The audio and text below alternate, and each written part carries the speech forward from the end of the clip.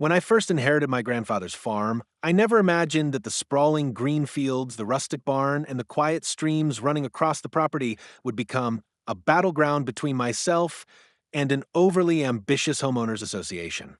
My family's land had been here long before the suburb that grew around it, and I always considered myself more of a steward than just an owner.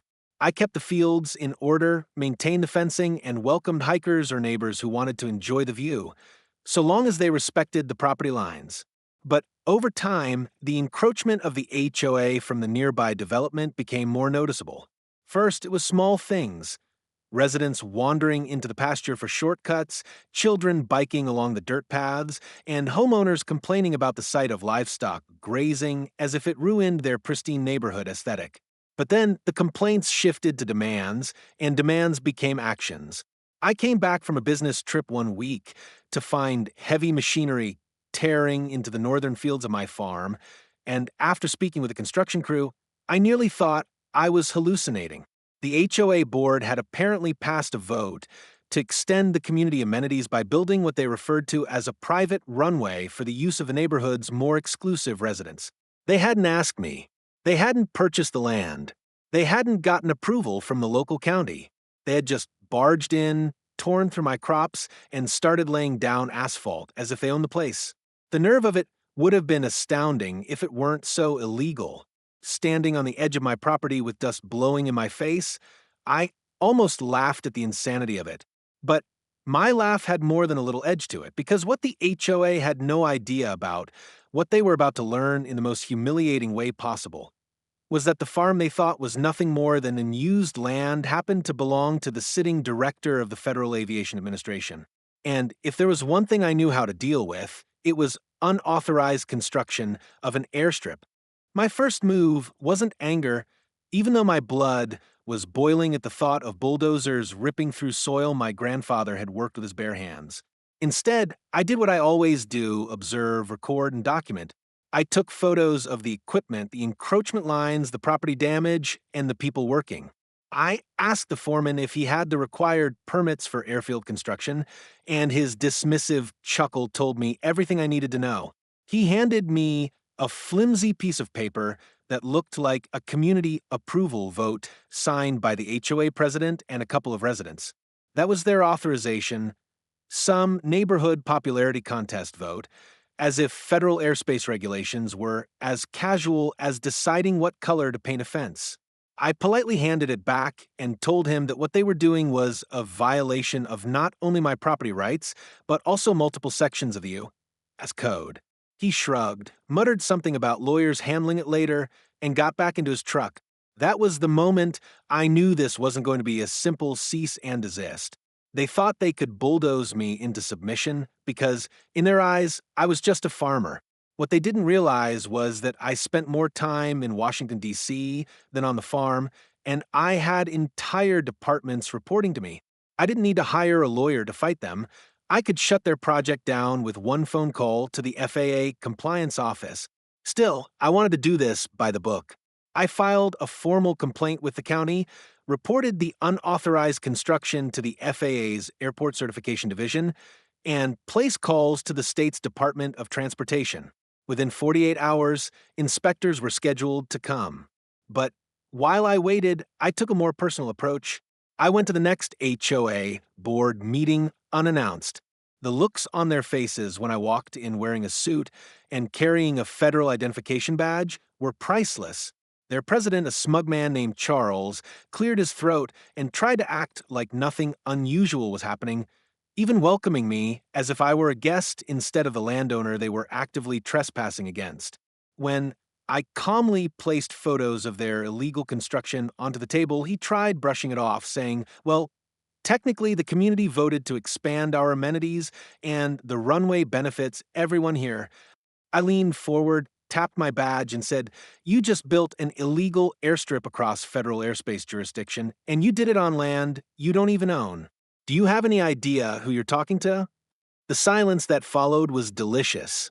What the HOA board didn't know until that moment was that unauthorized runways are not just a property dispute, they are a national security issue. Every piece of airspace in the United States is regulated, mapped, and monitored. Any runway, even a small one, has to be approved for safety, traffic patterns, and integration with regional airports. Failure to do so can result in enormous fines, criminal charges, and the dismantling of the project at the expense of those responsible. As I explained this, the color drained from Charles's face. Some of the other board members whispered nervously, realizing the weight of what they had done. But arrogance is a stubborn thing, and Charles tried one last bluff, claiming their HOA had legal advisors and that they would fight this. That's when I pulled out my phone, placed it on speaker, and connected the call I had queued with my deputy administrator in Washington. In a calm, official voice, she asked for the names of the individuals responsible for the illegal airstrip. I slowly looked around the room, and the board members practically shrank into their seats. I provided the names, and she confirmed they would all be receiving federal inquiries by the end of the week. The room erupted into chaos. Board members pointing fingers, some yelling at Charles for misleading them, others pleading with me to reconsider. But it was far too late. I had already filed the reports, and federal investigators don't just unfile cases because someone suddenly regrets their arrogance. Meanwhile, the construction crews, unaware of the storm brewing, continued working on my farm. That evening, I brought them coffee, sat down on a tractor tire, and explained that they might want to stop before they wasted any more of their time. One of the older workers sighed and admitted they had doubts all along, but they were just following orders from the HOA. I reassured them that none of the blame would fall on them, but I also told them to prepare for inspectors shutting the site down within days. True to my word, before the week was out, black SUVs rolled into the property with federal seals on the sides, and men and women in suits stepped out carrying clipboards. The HOA's dream runway was about to be dismantled piece by piece, and I was going to enjoy every second of it. The following days were some of the most satisfying of my life. The inspectors closed off the site with barricades, citing multiple violations of FAA Part 157 regulations. The county sheriff got involved once the property damage and trespassing reports were filed, and subpoenas started landing in HOA mailboxes like bombs. Residents who had been blissfully unaware suddenly realized their HOA dues had been funneled into an illegal construction project, and outrage spread through the community. Emergency HOA meetings turned into shouting matches, with neighbors demanding resignations and refunds. Charles, once so smug, could barely leave his house without someone yelling at him. As for the half-built runway, it became a symbol of their arrogance, a scar of asphalt cutting through my farmland that they were now legally obligated to remove at their own expense. The heavy machinery that had once roared with entitlement was brought back to undo everything, tearing up their dreams of private jets and exclusive landings. And while they worked, I stood nearby, arms crossed, occasionally reminding them of the official order that every inch had to be restored to its original condition. But the story didn't end there. News outlets picked it up, and headlines like HOA builds illegal runway, FAA shuts it down started circulating nationwide. I gave a few careful interviews, making sure to focus on the importance of respecting laws and property rights. The irony wasn't lost on anyone. An HOA, obsessed with enforcing petty rules like mailbox colors and lawn lengths, had itself been caught committing one of the most reckless violations of federal aviation law imaginable.